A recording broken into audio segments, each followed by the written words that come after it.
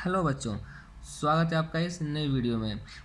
जैसे कि आप स्क्रीन पर देख रहे हैं तो आपको पता चल ही गया होगा कि वीडियो किस टॉपिक से रिलेटेड है। अगर आप एडमिशन लेना चाहते हैं 10th क्लास के अंदर या 12th क्लास के अंदर NIOS के अंदर, तो आपको उसके लिए application online application form fill करना पड़ेगा, एडमिशन फॉर्म फिल करना पड़ेगा। तो उसका क्या प्रोसीजर है वो आज हम समझेंगे, एक एक स्टेप आज आपको मैं बताऊंगा कि आपको कैसे अप्लाई करना है NIOS के अंदर, और वो आपको खुद ही करना है। क्योंकि आजकल मार्केट में बहुत सारे ऐसे फ्रॉड चल रहे हैं जो आपसे पैसा ले लेते हैं, बोलते हैं कि हमें आपका एडमिशन करवा देंगे। वो या तो आपसे पैसा ले लेते हैं और आपका एडमिशन नहीं करवाते, अगले दिन से नंबर बंद कर देते हैं वो। या अगर वो पैसा लेते भी हैं तो मान लीजिए अगर आपका फ़ीस 2500 या 3000 है, तो इंस्टीट्यूट वगैरह क्या करती है, उसका 1.5 गुना 2 गुना 3 गुना तक फ़ीस बच्चों से चार्ज करती है। बच्चों की बात पता ही नहीं होता कि इतना फ़ीस हमारा है ही नहीं। तो इसलिए मैंने सोचा कि क्यों नहीं वीडियो बना दिया जाए, ताकि बच्चों के जो जो बच्चों के साथ जो फ्रॉड हो रहा है या जो एक्स्ट्रा पेमेंट करना पड़ रहा है उससे बचा जा सकता है। अगर आप कैफ़े जाके साइबर कैफ़े जाते हैं तो वो भी 500 200 से 500 रुपये चार्ज करेगा। अगर आप ये खुद ट्राई करेंगे तो आपका कुछ भी एक्स्ट्रा चार्जेस नहीं लगेगा, जो आपका एडमिशन फ़ीस होगा सिर्फ वही पेमेंट करना पड़ेगा। तो चलिए हम वीडियो शुरू करते हैं। अगर आप इस चैनल पर नए हैं या ऑलरेडी आप चैनल पर बट आपने चैनल को सब्सक्राइब नहीं कर रखा है तो प्लीज़ चैनल को सब्सक्राइब कर दीजिए। मैं ऐसी और भी इन्फॉर्मेटिव वीडियो लाता रहूँगा। साथ में अगर आप 10th क्लास के हैं तो आपको और बेनिफिट मिलेगा, क्योंकि उसमें मैं वीडियो भी अपलोड करता हूँ हर चैप्टर्स के, और सारे क्वेश्चंस उसमें करवाता हूँ, तो आपके लिए हेल्पफुल भी होगा उस चीज़ के लिए भी। बाकी इन्फॉर्मेटिव वीडियो तो मैं इस पर लाते रहता हूँ। सो प्लीज़ चैनल को सब्सक्राइब कर दीजिए, और वीडियो अच्छी लगे तो लाइक कर दीजिएगा, और अपने बाकी दोस्तों के साथ शेयर कर लीजिएगा। या अगर कोई एडमिशन लेना चाहता है तो उनको ये वीडियो रिकमेंड कर दीजिए कि वो वीडियो देख लें, फिर वो अपना एडमिशन खुद कर सकते हैं। चलिए वीडियो शुरू करते हैं। ये आपका चार्ट है पूरा प्रोसीजर का, आपको एक एक स्टेप फॉलो करना है, इसी स्टेप के अकॉर्डिंग आपका एडमिशन होगा। जैसे पहला पॉइंट है, पहला क्या है, हमें विजिट करना है पोर्टल sdmis.nios.ac.in। तो वैसे मैंने विजिट कर रखा है, फिर मैं आपको दिखा देता हूँ एक बार कैसे विजिट करना है। आपको गूगल क्रोम पे जाना है, आपको यहाँ पे ये सर्च करना है sdmis.nios.ac.in। इसके बाद आपका स्टेप का कुछ पेज ओपन होगा। अब यहाँ देखिए आपका पहला जो कॉलम है वो एडमिशन से रिलेटेड है। एडमिशन में आपको जाना है, एडमिशन के बाद आपको जाना है एकेडमिक के अंदर, और एकेडमिक के अंदर जैसे अभी जो आपका स्ट्रीम 2 का वो क्लोज हो चुका है, स्ट्रीम 1 का ओपन है, तो मैं इसके थ्रू करवा रहा हूँ। स्ट्रीम 1 अक्टूबर 2023, इस पर हम क्लिक कर दिए। तो पहला स्टेप क्या था, इस साइट को ओपन करना था। Click on the register button, read and instruction, click proceed button. मतलब यहाँ तक चार स्टेप्स को मैंने आपको समझा दिया कैसे करना है। उसके बाद क्या है, सिलेक्ट फिफ्थ स्टेट क्या है, सिलेक्ट करना है स्टेट को। तो आप जाइए यहाँ पे, आपको स्टेट सेलेक्ट करना है कि आप कौन से स्टेट से हैं। जैसे कि मैं दिल्ली से हूँ, तो मैं यहाँ पे दिल्ली सेलेक्ट कर लूँगा। फिर उसके बाद बोला उसने सेलेक्ट आइडेंटिटी टाइप, और select identity type enter number. तो पहले में हमें क्या करना है, आपको ये जो 1 2 3 4 कॉलम्स हैं वो आपको फिल करना है। पहला तो आपका दिल्ली फिल कर दिया मैंने, जैसे मैं दिल्ली में हूँ। और उसके बाद आइडेंटिटी टाइप, आप इसमें से कुछ भी सिलेक्ट कर सकते हैं। आपका बहुत सारे ऑप्शन है, आधार कार्ड, अगर आपका आधार कार्ड नहीं बना तो आधार एनरोलमेंट नंबर जो होगा उससे भी कर सकते हैं, passport, ration card, bank account, birth certificate. उसके बाद क्या है, other valid identity, DD JQ token number, ITI registration number, Tejaswini enrolment number, इतने सारे डिटेल्स दिए हुए हैं। अब इसमें कोई सा भी सिलेक्ट कर लीजिएगा। जैसे मैंने यहाँ पर आधार सेलेक्ट कर लिया है। अब यहाँ पर आपको आइडेंटिटी नंबर या जो आपने यहाँ सेलेक्ट किया है ना आइडेंटिफाइड टाइप, उसका आपको नंबर डालना पड़ेगा। जैसे मैंने आधार सेलेक्ट किया है, मुझे अपना यहाँ पे UID नंबर, आधार नंबर डालना पड़ेगा। उसके बाद मैं वो डाल दूँगा। उसके बाद मैं कोर्स सेलेक्ट करूँगा कि मैं कौन से कोर्स में एडमिशन ले रहा हूँ। जैसे कि सेकेंडरी या सीनियर सेकेंडरी। अगर आप 10th में ले रहे हैं तो आपको सेकेंडरी सेलेक्ट करना है। अगर आप 12th में ले रहे हैं तो आपको सीनियर सेकेंडरी सेलेक्ट करना है। जैसे कि मान लीजिए मुझे 10th में लेना है तो मैं यहाँ सेकेंडरी सेलेक्ट कर लूँगा। अब इसको यहाँ आपको सबमिट बटन पे क्लिक करना है।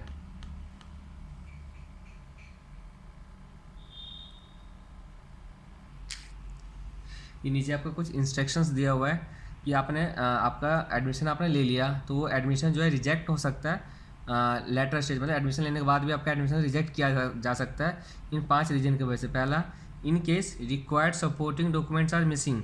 इस फॉर्म को फिल करने के दौरान जो भी आपसे रिक्वायर्ड डॉक्यूमेंट्स मांगेगा ना, जैसे कि आपके फ़ोटो मांगेगा, आपका साइन मांगेगा, अगर आप 10th में एडमिशन ले रहे हैं तो जो आपने लास्ट क्लास क्लियर किया है उसके रिगार्डिंग डॉक्यूमेंट्स मांगेगा, अगर आप 12th में एडमिशन ले रहे हैं तो 10th का डॉक्यूमेंट्स मांगेगा, तो इन समय से कुछ भी आपका ID प्रूफ मांगेगा, एड्रेस प्रूफ मांगेगा, इन समय से कुछ भी आप सबमिट नहीं कर आपने एडमिशन फिल कर लिया, फॉर्म फिल कर लिया, उसको जमा नहीं कर पाए तो आपका केस, इस केस में क्या होगा, आपको एडमिशन को रिजेक्ट कर दिया जाएगा। सेकंड बोला क्या है, इन केस फॉल्स डॉक्यूमेंट्स या इनकम्प्लीट इन्फॉर्मेशन या रॉन्ग इन्फॉर्मेशन सबमिटेड। अगर आपने कोई फॉल्स डॉक्यूमेंट्स दिया, मतलब आपका आप 10th में एडमिशन ले रहे हैं या आप 12th में एडमिशन ले रहे हैं, जो आपने 10th का उसके लिए जब आपने जो भी डॉक्यूमेंट सबमिट किया है वो इनवैलिड था, या आपने आधार कार्ड किसी और का अप्लाई सबमिट कर दिया, तो इस केस में या इनकम्प्लीट इन्फॉर्मेशन दिया है, या कोई रॉन्ग जो आपने इन्फॉर्मेशन दिया लेकिन वो गलत इन्फॉर्मेशन था, अगर वो सबमिट हुआ और अन्य इस सवाल को पता चला तो आपके एडमिशन को रिजेक्ट कर दिया जा सकता है। इन केस कैंडिडेट कंसील या हाइड्स द रिक्विजिट इन्फॉर्मेशन। अगर जो कैंडिडेट है यानी जो स्टूडेंट है जो आप फिल कर रहे फॉर्म, अगर वो कंसील करता है या हाइड करता है कोई भी रिक्विजिट इन्फॉर्मेशन, जो इन्फॉर्मेशन चाहिए उस इन्फॉर्मेशन को छुपाता है, नहीं बताता है, तो उस केस के अंदर क्या होगा, उसका एडमिशन को रिजेक्ट कर दिया जाएगा। फोर्थ पॉइंट है, in case required educational qualification और the minimum age criteria is not fulfilled. आपका NIOS 10th एंड 12th में एडमिशन लेने के लिए एक मिनिमम एज क्राइटेरिया दिया गया है, अगर वो एज क्राइटेरिया को फुलफिल नहीं कर पाते हैं या जो भी क्वालिफिकेशन डिटेल दिया अगर वो फुलफिल नहीं कर पाते, उस केस के अंदर भी आपका एडमिशन को रिजेक्ट कर दिया जाएगा। तो अब ये जो फोर्थ पॉइंट था उसके ऊपर मैं इसके बाद नेक्स्ट वीडियो बनाऊंगा कि आपकी जो एजुकेशनल क्वालिफिकेशन कितनी होनी चाहिए अगर आप 10th में एडमिशन लेना चाहते हैं या आप 12th में एडमिशन लेना चाहते हैं, तो साथ में आपका मिनिमम एज क्राइटेरिया क्या होना चाहिए अगर आप 10th और 12th में एडमिशन लेना चाहते हैं। तो उसके लिए मैं अलग से वीडियो बनाऊँगा, और इस वीडियो के अंदर मैं ऊपर आपको आई बटन दिख रहा होगा, तो उस आई बटन पर आप क्लिक कर लीजिएगा, तो आपका फोर्थ पॉइंट का जो डिटेल वीडियो होगा वो आपको पता मिल जाएगा, तो आप वो वीडियो देख लीजिएगा। फिफ्थ पॉइंट बोला है, in case secondary examination is not pass from a recognize board. अगर आपने 12th में एडमिशन ले रहे हैं लेकिन आपका जो सेकेंडरी एग्जामिनेशन था यानी जो 10th का एग्ज़ाम दिया था आपने, जो 10th बेस पे हम ले रहे हैं 12th में एडमिशन, जो आपका 10th बेस का जो एग्जामिनेशन जो आपने 10th में एग्ज़ाम दिया था वो आपका रिकॉग्नाइज बोर्ड नहीं था, मतलब आपने किसी ऐसी जगह से 10th पास कर लिया था जो कि रिकॉग्नाइज नहीं किया गया था उसको बोर्ड के द्वारा, तो उस केस के अंदर आपका एडमिशन रिजेक्ट कर दिया जाएगा। फिर नोट डाला हुआ है, admission once cancel will not be reconsider, fee will not be refunded in such case. अगर आपने एडमिशन एक बार कैंसिल हो गया तो उसको दोबारा रिकन्सिडर नहीं किया जाएगा, साथ में मतलब दोबारा उसको वैलिड नहीं किया जाएगा, और जो भी आपने फ़ीस पेमेंट किया था ना वो रिफ़ंड नहीं होंगे, वो जो सारे फीस क्या कहता है वो फोरफिट कर लेगी, मतलब NIOS अपने पास रख लेगी, आपको रिफंड नहीं करेगा। आपको जब भी फॉर्म फिल करेंगे ये 5 क्राइटेरिया को बिल्कुल ध्यान से रखना है कि आप ये 5 क्राइटेरिया फुलफिल कर रहे हैं या नहीं कर रहे हैं। चलिए अब आगे देखते हैं। मैं अभी सबमिट बटन पे क्लिक करता हूँ तो मेरा अगला डायलॉग बॉक्स ओपन होगा। बाकी फोर्थ पॉइंट के लिए आपको आई बटन दिख ही रहा होगा ऊपर, उस पर आप क्लिक कर दीजिए तो आपका फोर्थ पॉइंट पर आपको लेकर चला जाएगा। उसके लिए 3-4 मिनट की वीडियो की आपको बता देगा क्या चीज़ है ये फोर्थ पॉइंट। सॉरी बच्चों, मैं सबमिट बटन पे क्लिक कर रहा था बट मेरा आधार कार्ड जो है वो इनवैलिड बता रहा है, पता नहीं क्यों, क्योंकि मैं 10th 12th मेरे ग्रेजुएशन सब कंप्लीटेड है, हो सकता है इसलिए कुछ इनवैलिड बता रहा हो, रीज़न मुझे नहीं पता। तो आप अपने आधार कार्ड से करके देखिएगा, आपको मैं इसी चार्ट के थ्रू समझाना पड़ेगा मुझे। आपने स्टेट सेलेक्ट कर लिया होगा, उसके बाद क्या था आइडेंटिटी टाइप अपने आधार कार्ड सेलेक्ट कर लिया, जो इन समय से कुछ भी सिलेक्ट कर सकते हैं। मैंने नंबर डाल दिया। अब मैंने ये भी बता दिया था आपको कोर्स कौन सा सेलेक्ट करना है, 10th में है तो आपको 10th के लिए कौन सेलेक्ट करना है, 12th के लिए कौन सेलेक्ट करना है, ये भी मैंने आपको बता दिया। 10th में है तो आप सेकेंडरी, 12th में है तो सीनियर सेकेंडरी। उसके बाद क्या करना था, क्लिक बटन करना था, क्लिक ऑन सबमिट करना था। यहाँ तक तो हम समझ ही गए थे। जब आप क्लिक ऑन सबमिट पे क्लिक करेंगे तो आपका the application form for admission will appear. तो यहाँ जाके अब जब ये इतना डिटेल फिल करेंगे तब आपका आएगा एप्लीकेशन फॉर्म, मतलब एडमिशन फॉर्म अपीयर होगा, एडमिशन फॉर्म आएगा। उसके अंदर आपको ये सारे डिटेल्स फिल करना पड़ेगा। पहला, form is categorised into 4 section. Form को जो था ना, जो आपका एडमिशन फॉर्म है उसको 4 भागों में बांटा गया है। पहला पार्ट है बेसिक डिटेल्स, दूसरा है ऑप्शनल डिटेल्स, तीसरा है सब्जेक्ट सिलेक्शन एंड फोर्थ है स्टडी सेंटर सिलेक्शन। पहला आता है बेसिक डिटेल्स। इस बेसिक डिटेल्स को भी इन्होंने डिवाइड किया 3 सेक्शन के अंदर। क्या क्या है, पहला सेक्शन आपका बेसिक डिटेल्स, ये सारे फॉर्म्स के वो हैं, आप क्लिक करते जाइएगा ऐसा सा आपको ऑप्शन ओपन होता जाएगा। बेसिक डिटेल्स जहाँ पर आपका नाम वगैरह सब डिटेल फिल करना होगा। सेकंड है आपका एड्रेस। तीसरा होगा अदर इन्फॉर्मेशन। अब आप देख लीजिए अदर इन्फॉर्मेशन उसने क्या पूछा है तो आपको डाल दीजिएगा। अब इसमें क्या क्या है, जैसे कि नाम फिल करने को आएगा, फादर्स नेम फिल करने को आएगा, mother name, date of birth, valid mobile number and valid email address, ये सारा डिटेल आपको फिल करना पड़ेगा इसी के अंदर, बेसिक डिटेल्स के अंदर। फिर क्लिक ऑन जनरेट OTP, वहाँ पे एक जनरेट OTP का ऑप्शन आ रहा होगा, उस पर आप क्लिक करिएगा तो आपके पास OTP आएगा मोबाइल नंबर पे, जो आपने मोबाइल नंबर यहाँ डाला हुआ है, और ईमेल एड्रेस पे जो भी आपने यहाँ पे ईमेल एड्रेस दिया हुआ है उस पर OTP जाएगा। बस इतना ध्यान रखना है कि आप वही नंबर और ईमेल एड्रेस डालिएगा जो एग्जिस्टेंस में हो, मतलब आप वो नंबर चालू कर रखा है आपके पास, वो नंबर है आपके पास, और ईमेल एड्रेस भी यूज़ करते हैं, क्योंकि आपके जो भी नोटिफिकेशन इन्फॉर्मेशन वगैरह आएगा उसी नंबर इन फ्यूचर एडमिशन कराने के बाद उसी नंबर पे आएगा और इसी ईमेल आईडी पे आएगा। इसलिए आपको सही मोबाइल नंबर एंड सही ईमेल एड्रेस डालना है। अगर गलत आपने डाल भी दिया तो OTP तो आपके पास जाएगा नहीं, और बाद में इन फ्यूचर अगर मतलब मम्मी के पापा या किसी और का दे दिया, बाद में आप उसको नंबर को चेंज करवाना चाहते हैं तो उसके लिए आप कुछ नॉमिनल सा चार्ज लगता है, तो इसलिए बेटर रहेगा कि आप वही नंबर दीजिएगा जो आपके पास है। अब ये सब हो जाएगा, उसके बाद क्या करना है, click on generate OTP, mobile number and email address will be validate with the OTP। OTP आप डाल दीजिए उस पर जहाँ पे मोबाइल नंबर वाला OTP, जहाँ पे मोबाइल नंबर का ऑप्शन आ रहा होगा, और जो ईमेल आईडी का OTP होगा वो ईमेल आईडी वाले ऑप्शन पे जहाँ पर उसने OTP मांगा है वहाँ पर डाल के उसको सबमिट कर दीजिएगा, वो वैलिडेट हो जाएगा। आगे क्या लिखा हुआ है, after validating the OTP enter the details about address and details about social category etcetera. जब आप OTP डाल देंगे तो उसके बाद आपको ये डिटेल्स डालना होगा, क्या क्या, एड्रेस डालना है और अबाउट सोशल कैटेगरी। आप देख लीजिए सोशल कैटेगरी के अंदर कौन कौन सा डिटेल है। अगर मेरा आधार कार्ड एक्सेप्ट हो जाता तो आपको करके दिखा देता। अगला फिर जब आप इस पर वहाँ पे कुछ बटन आएगा वहाँ क्लिक कर दीजिएगा। उसको ये हमें 3 चीज़ भरना था ना, बेसिक डिटेल्स, तो बेसिक डिटेल के अंदर ये सारा चीज़ आएगा और ये आएगा OTP। उसके बाद है एड्रेस, तो यह मैंने एड्रेस फिल कर दिया, ये रहा।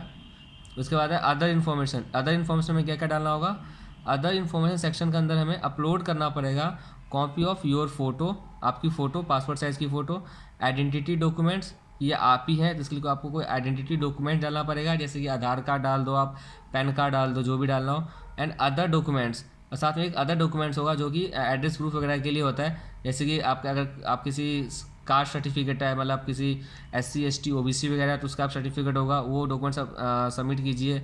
लास्ट मार्कशीट एक्सेट्रा, अगर आपने पिछले जिस बेस पे एडमिशन ले रहे हैं, मान लीजिए आप 8th पास थे या 9th पास थे, उस केस में आप 10th क्लास में, या 10th पास है तो उस बेस पे आप 12th क्लास में एडमिशन ले रहे हैं, तो जो भी आपकी लास्ट मार्कशीट होगी उसका आपके पास उसका डॉक्यूमेंट्स स्कैन करके अपलोड करना पड़ेगा। तो या अदर इन्फॉर्मेशन क्या चीज़ हो गया, एक तो आप अपनी फ़ोटो डालिएगा, आइडेंटिटी डॉक्यूमेंट्स ये आप ही हैं तो उसके लिए क्या आधार कार्ड पैन कार्ड वगैरह डालना पड़ेगा आपको।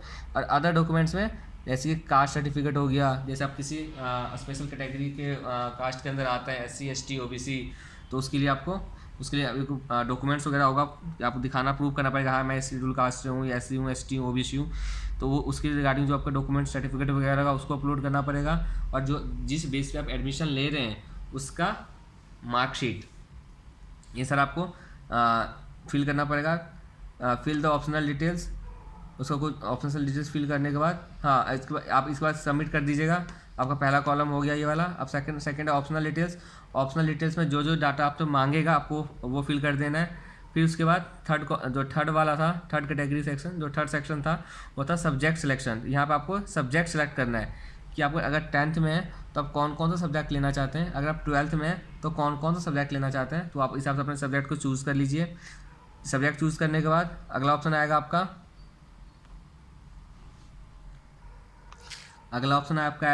इस सब्जेक्ट चूज़ करने के बाद सेलेक्ट द स्टडी सेंटर। आपको स्टडी सेंटर सेलेक्ट करना पड़ेगा कि आप कहाँ पे जाकर अपनी जो स्टडी कर सकते हैं, जो जैसे कि सैटरडे संडे का क्लासेस वगैरह होती है, तो उसके लिए आपको कहाँ कौन सा आपके नज़दीक है तो उस हिसाब से आप सेलेक्ट कर सकते हैं कि मेरी जो PCP क्लासेस वगैरह होती है सैटरडे संडे को होती है तो उसके लिए होता है ये।